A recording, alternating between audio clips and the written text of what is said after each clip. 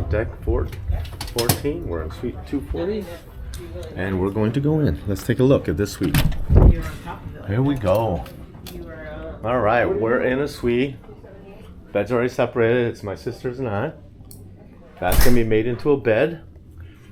If you look, we have a very large balcony, lounge chair, big screen TV, the dresser with the outlets, and it looks like we have a broken one. We're going to have to talk to somebody.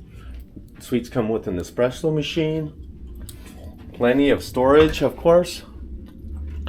Not really, I lied. Mini fridge. Oh yeah, it does. Look, we have a separate closet. Look at that. There's a walk-in closet. Man, you can almost sleep in there. And the restroom. Let's take a look at that. Okay. Nice vanity. And of course, a full shower tub combo. Good size restroom. Okay, guys. And that is a quick tour of a suite on Utopia of the Seas. Thanks again for watching, everybody. Thanks for subscribing, and let's enjoy another trip. Bye, guys. Take care.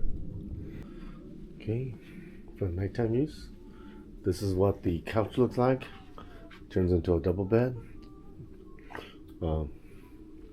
Great for 2 kids or 1 adult.